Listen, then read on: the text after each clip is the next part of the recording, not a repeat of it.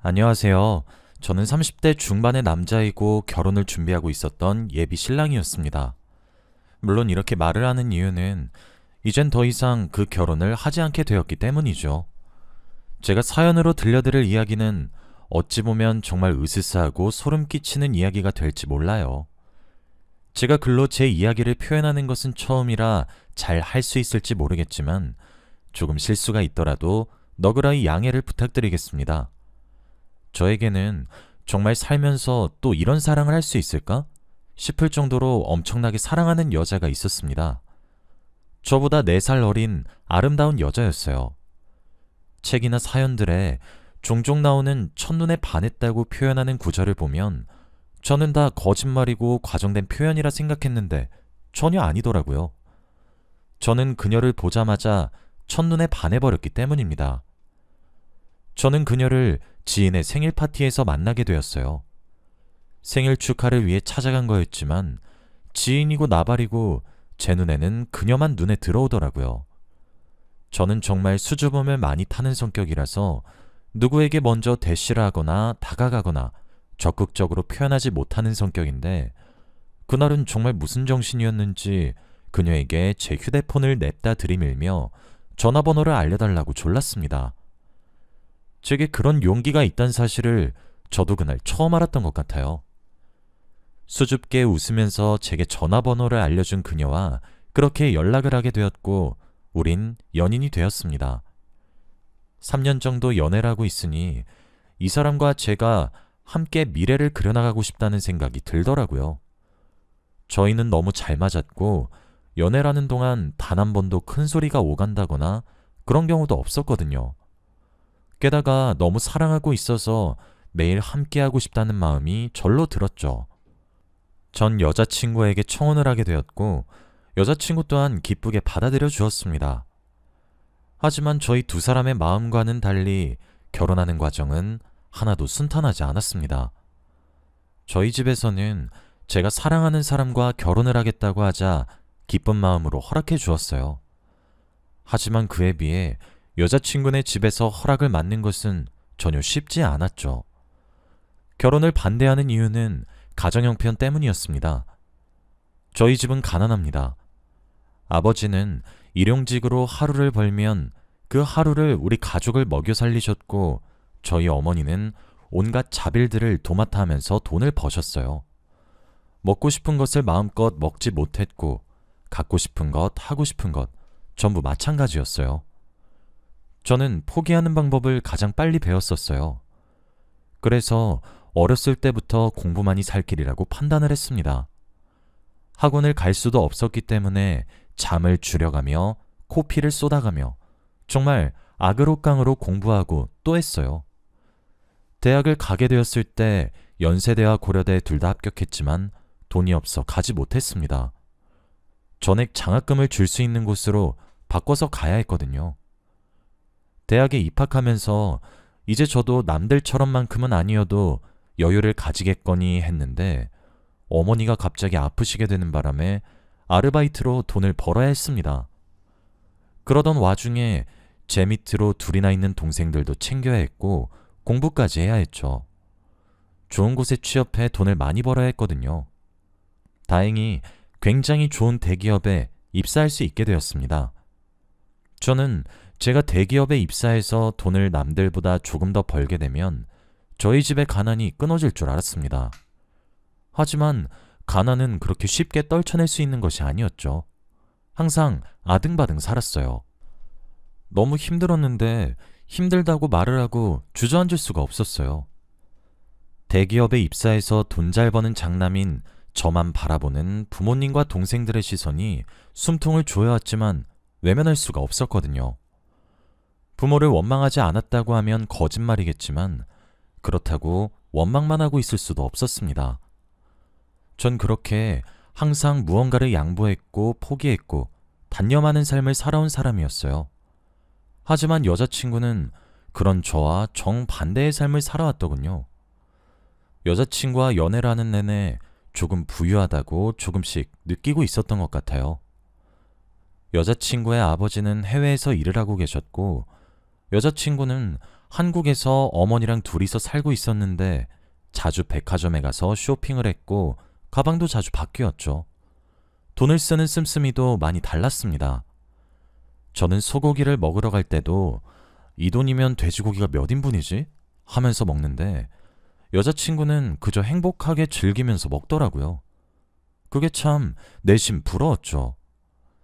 지금부터 여자친구네 어머니를 편의상 장모님이라고 지칭하도록 하겠습니다. 저희 집 가정 형편을 아셨던 장모님께서는 결혼하고 싶다고 허락을 받으러 온 그날 제게 그러시더라고요.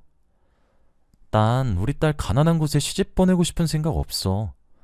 자네가 대물림에서 받은 가난을 왜 소중한 우리 딸이 함께 책임을 져야 하는 건가? 그럼 자네는 우리 딸의 삶의 질을 정말 떨어뜨리지 않고 이대로 유지할 자신은 있는가?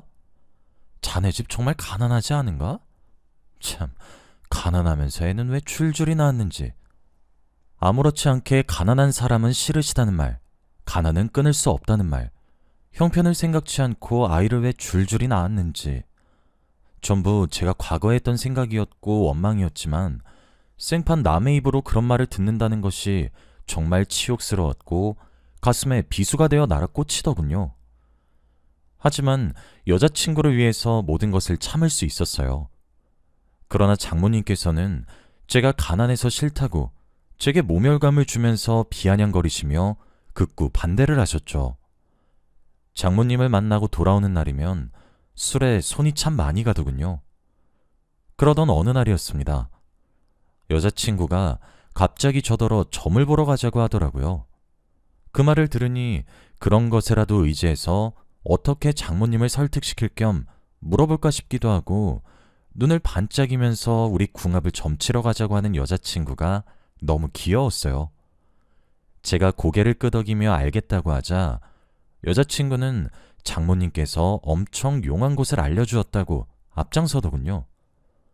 그렇게 따라간 곳은 조금 허름한 주택으로 보이는 곳이었고 마당에는 종이연꽃과 색동천들이 휘날리고 있었죠. 그리고 대문 앞에서 장모님이 저희를 기다리고 있었어요. 저는 정말 깜짝 놀라 여자친구를 쳐다봤는데 여자친구 또한 영문을 모르는 눈치더라고요.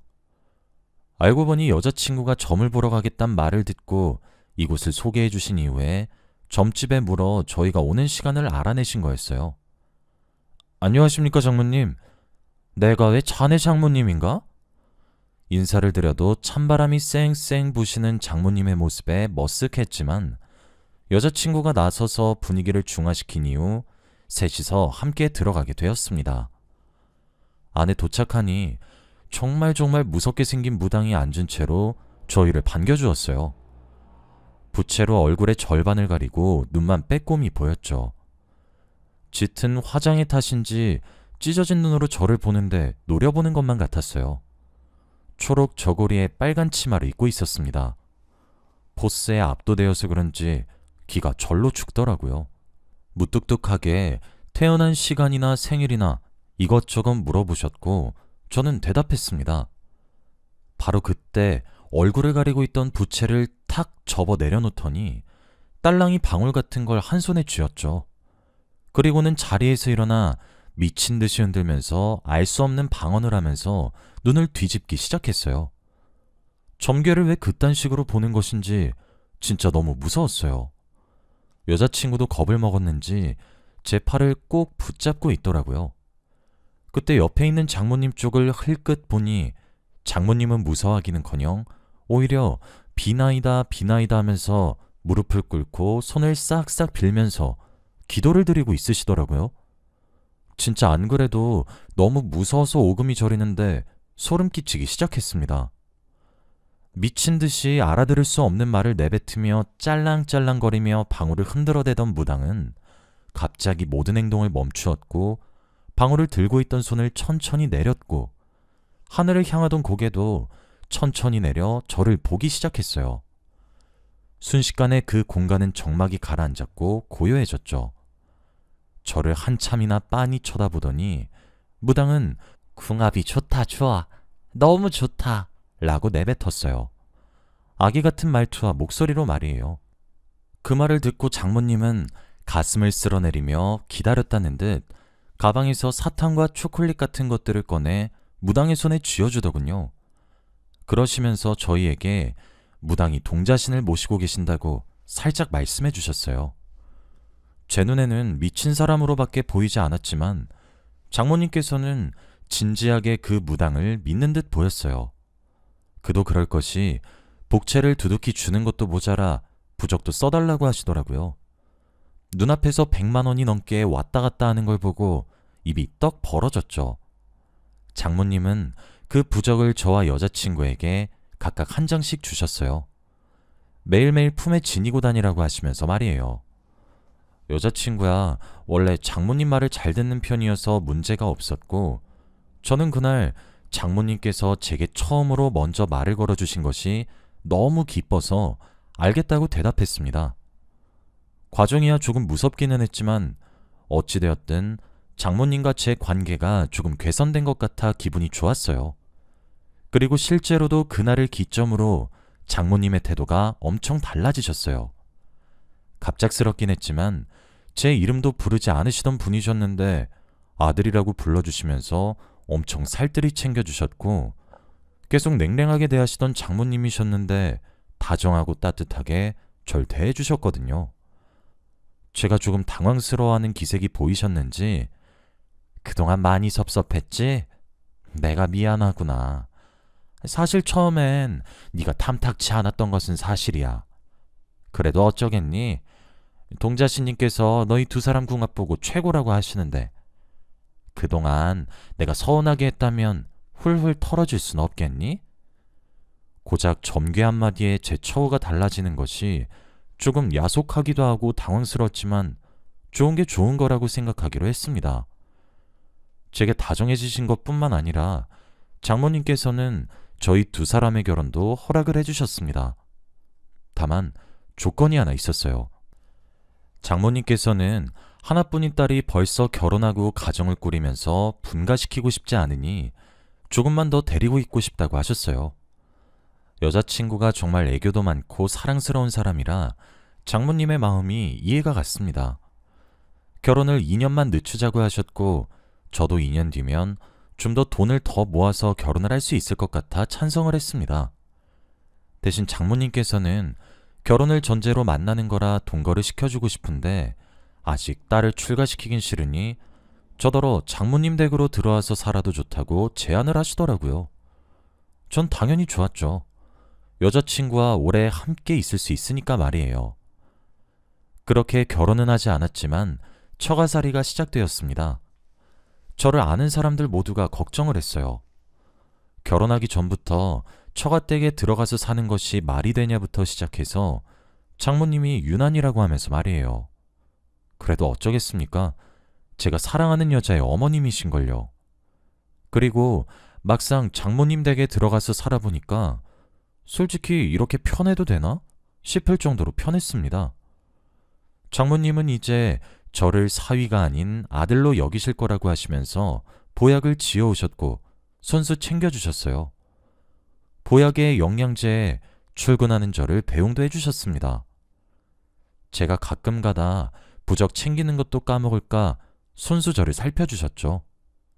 솔직히 매번 저녁마다 상다리가 부러져라 밥을 차려주시기도 했어요. 저도 사실 장모님 댁에 들어가서 살면서 눈치를 볼 줄 알았는데 전혀 그러지 않았어요. 오히려 저희 집보다 편하게 느껴졌죠. 장모님께서 종종 저와 여자친구가 함께 자는 방에 주기적으로 부적을 달아놓거나 교체하거나 하시는 것은 조금 거슬렸고 찝찝했지만 저한테 베풀어 주시는 사랑이 커서 솔직히 말을 하진 못하겠더라고요. 점괘를 너무 맹신하는 건 아닌가 싶다가도 그렇다고 일상생활에 지장이 있어 보이진 않아 말리지도 못하겠고요. 그래서 그냥저냥 1년 반 정도의 시간 동안 장모님 댁에 머물렀습니다. 곧 약속된 인연이 다다르고 있었어요. 그런데 장모님 댁에 머무르고 난 이후부터 조금 이상한 변화가 생겼습니다. 매일 삼시세끼를 때가 되면 챙겨 먹고 심지어 잘 챙겨 먹고 장모님이 영양제다 보약이다 하며 이것저것 챙겨서 몸에 좋다는 것들 다 챙겨주시는데 살이 점점 빠지더라고요. 원래 제 체격은 정말 건강한 체격이었어요. 덩치도 조금 있는 편이었거든요. 저는 느끼는 것이 별로 없었고 아무렇지도 않다고 생각했는데 자꾸만 살이 빠졌어요. 피골이 상접할 정도로 말이에요. 몸무게를 재어보니 장모님 댁에 들어오기 전과 20kg이나 차이가 나더군요. 회사에서도 무슨 일이 있느냐고, 몸이 좋지 않은 것이냐며 걱정하기 시작했어요. 여자친구도 걱정하기 시작했죠. 또 자꾸 사소하게 병치레를 하기 시작했어요. 저는 원래 감기 한번 걸리지 않을 정도로 건강했는데 자꾸 아프다고 해야 하나요? 머리가 너무 아파서 병원에 가면 원인을 모른다 하고, 배가 너무 아파서 병원에 가도 원인을 모른다 하고, 정밀검사에 건강검진에 저도 자꾸 살이 빠져가는 것이 심상치 않다고 생각해 할 수 있는 방법을 전부 다 동원해 봤는데도 병원에서는 전부 다 원인을 알 수 없다고만 하고 스트레스 때문이라는 답변만 받았습니다. 제가 그렇게 마지막에 찾은 곳이 한의원이었어요. 한의원에서 진맥을 짚으니 전체적으로 맥이 너무 쇠약하다고 하시면서 보약을 한 제 지어 먹으라고 하더군요. 먹고 있는 보약이 있다고 했더니 전체적으로 기력을 보강하는 보약이라 함께 먹어도 상관없다고 하셨어요. 그렇게 보약을 지어 집으로 돌아가는데 곰곰이 생각해보니 장모님이 서운해하실 것만 같더라고요. 제가 장모님 보약을 먹는데 하나 더 지어왔으니 충분히 오해를 하실 수 있겠다 싶었습니다. 그래서 회사에 가지고 가서 회사에서 한 첩씩 먹기 시작했어요. 그런데 그렇게 장모님이 지어준 보약과 제가 스스로 지은 보약을 함께 먹기 시작하니 일주일가량이 흘렀을 때 저는 갑자기 치미는 구토감에 정신을 차릴 수 없었습니다. 회사에서도 그런 저를 보고 빠르게 조퇴를 시켜주었어요. 저는 곰곰이 생각을 해보니까 제게 달라진 점은 제가 지은 보약 하나로고만 생각했기 때문에 씩씩거리며 한의원을 찾아갔어요. 한의사를 만나 당신이 지어준 보약 먹으니 참을 수 없는 구토감이 올라오는데 부작용 아닙니까? 라고 따졌는데 갑자기 표정을 싹 굳히면서 낮은 톤으로 지금 그 약을 먹고 구토를 하신단 말씀이세요? 하더군요. 심각해진 한의사의 표정에 기가 눌려 그렇다고 대답했더니 한의사가 곰곰이 생각을 하더니 혹시 이전에 먹고 계셨던 보약이 무슨 약재로 지어졌는지 아십니까? 하셨어요. 모르겠다고 대답하니 내일 한약 한 첩을 가지고 오라고 하더라고요. 조금 위험한 가능성이 보인다고 하시면서요. 다음날 회사에 연차를 내고 몰래 장모님이 지어주신 보약을 한 첩 훔쳐서 한의원을 향해 달려갔습니다. 한의사는 제가 들고 온 보약을 컵에 따라 맛도 보고 냄새도 맡더니 소스라치게 놀랐더군요. 이걸 몇 달 복용하셨어요? 한 1년 반 정도 된 것 같은데요? 환자분, 이건 거의 독약이에요. 여기 들어간 약초들 하나같이 전부 귀력을 쇠하게 하는 약초들입니다. 이런 약을 보약이라고 속이다니. 이 약을 1년이나 넘게 먹었으니 기력이 쇠할 수밖에 없어요. 제가 지어준 기력 보강하는 보약이 특히 이전에 드시던 보약에 들어간 약초를 상쇄시키는 반응을 하거든요. 아마 환자분께서 구토를 하신 이유도 그 때문인 것 같아요. 저는 한의사의 말에 머리를 한 대 맞은 것만 같았어요. 오히려 한의사의 말을 믿을 수가 없더라고요. 그러나 차갑게 굳은 한의사의 얼굴은 거짓을 이야기하는 얼굴은 전혀 아니었습니다. 저는 비틀거리면서 일어났어요. 그런 제게 한의사는 더 이상 이 한약을 먹으면 안 된다고 일러주었죠. 지금 살이 많이 빠지고 기력이 쇠한 상태에서 자꾸 기력을 쇠하게 하는 한약을 먹게 되면 정말 생명이 위험할 수 있다고 하면서요. 저는 그 말을 듣고 장모님 댁으로 돌아갔습니다. 어떻게 된 일인지 장모님께 꼬치꼬치 따져 물어야 했거든요. 빠르게 차를 몰아 장모님 댁에 도착했어요. 집에 들어가려고 하는데 현관문이 활짝 열려있고 집안에서 딸랑거리는 방울소리가 들려왔습니다. 저는 본능적으로 숨을 참았고 집안을 살피기 시작했어요. 그렇게 확인한 풍경은 세상에 너무 충격적이었어요. 1년도 전에 본 동자신을 받고 있다는 무당이 집안에서 작두를 타면서 구슬하고 있었습니다. 옆에서 장모님은 비나이다 비나이다 하고 계셨죠. 마침 제가 도착했을 때 굿이 끝난 것 같았어요. 무당과 장모님이 이야기를 주고받더라고요. 이번 달 굿은 잘 치렀어. 자네 딸아이한테 오는 액을 액바지에게 잘 전달했네. 감사합니다, 무당님. 정말 감사합니다. 무당의 말도 이해가 가지 않았지만 장모님은 왜 눈물을 흘리시는 건지 알 수가 없었어요. 비용은 늘 보내던 계좌로 2천만 원 입금하면 될 거야.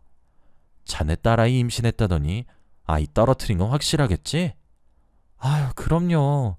저희 딸아이가 하도 순진해서 유산이 된 사실도 모를 거예요. 제가 영양제라고 하면서 피임약을 조금 많이 먹였더니 바로 유산이 되더라고요. 그래, 지금 자네 딸 임신해서 애라도 낳아버리면 지금까지 공들인 것들이 다 날아갈 걸세. 항상 긴장하면서 주의 깊게 관찰하란 말이네. 앞으로 6개월간만 좀 더 고생하도록 하시게. 지금 자네 집에 들어온 액바지는 어떠한가? 요즘 살이 잘 날아가는 것 같긴 한데 액바지 역할을 톡톡히 하는 것 같아요. 무당님, 날이 갈수록 삐쩍 말라가는 것이 확실합니다. 그렇다면 다행이구만. 항상 감사합니다, 무당님. 저는 1년의 대아들을 믿을 수가 없었습니다. 여자친구가 임신했는데 그 사실을 몰랐던 것도 모자라 여자친구가 모르는 사이에 장모님이 피임약을 한 움큼 먹여서 억지로 유산시켰다는 이야기도 놀라웠고, 이야기 속에 등장하는 액바지가 분명 저를 가리키고 있다는 생각이 들었거든요. 바로 그때 무당이 소리를 질렀어요. 거기 누구야? 당장 나오지 못해? 하면서요. 저는 그 고함을 듣자마자 미친 듯이 달려서 그곳을 벗어났습니다. 그리고 저는 숨을 몰아쉬며 정신을 차리기 시작했죠. 그 결과 저는 모든 상황을 이해할 수 있었습니다.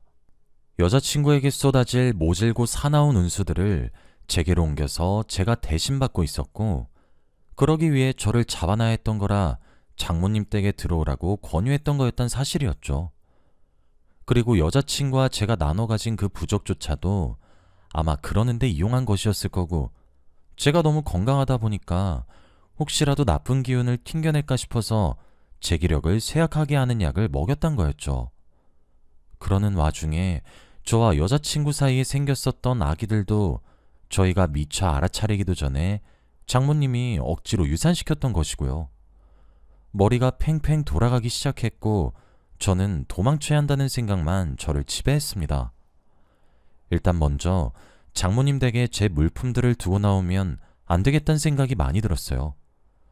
그날 저는 아무렇지 않게 퇴근하는 척을 하며 집에 돌아왔죠. 장모님은 제게 오늘 낮에 잠시 왔다 갔었냐고 순진무구한 표정을 한 채 질문하더라고요. 어이가 없게도 말이에요. 저도 시치미를 뚝 떼고 부정했습니다. 그렇게 그날 밤부터 저는 조용히 제 물건들을 챙기기 시작했어요. 여자친구를 무척이나 사랑했고 아무것도 몰랐던 여자친구에게 죄를 물을 수는 없었지만 솔직히 원망스러웠습니다. 정말 제 머리카락 한 올 하나 남겨두지 않고 일주일 동안 자잘한 물건들까지 모조리 챙겼습니다. 그리고 일주일 후 모두가 잠든 밤에 장모님 댁을 떠났어요. 저는 집을 떠나기 전 여자친구에게 모든 사실을 말해줬어요. 여자친구는 너무 큰 충격을 받은 듯 했죠.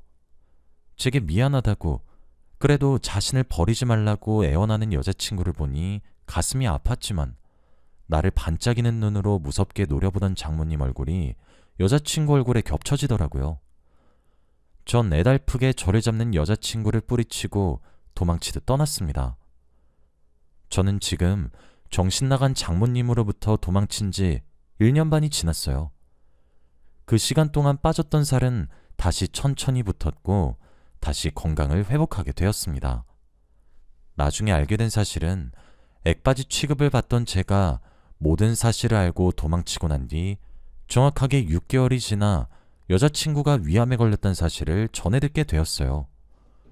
저는 업무상 휴대폰 번호를 잘 바꿀 수가 없는데 장모님께서 전화가 걸려와서는 제게 온갖 저주를 퍼부으시더군요. 제가 도망을 가서 여자친구가 위암에 걸렸다고 하면서 말이에요. 등줄기에 소름이 쫙 돋더군요. 만일 제가 그걸 미리 알고 도망치지 않았다면 제가 걸렸을지도 모르는 일이잖아요. 저는 비과학적인 현상을 믿지 않는 사람인데도 너무 소름이 돋았습니다. 그 길로 업무상이고 나발이고 번호부터 바꾸고 지금 잘 살고 있어요. 종종 밤에 두 눈을 빛내는 장모님의 얼굴이 나와서 자다가도 놀래서 벌떡 일어나곤 하지만 그런대로 편안하게 잘 살아가고 있어요. 여기까지가 제 이야기였습니다. 긴 이야기 들어주셔서 감사합니다.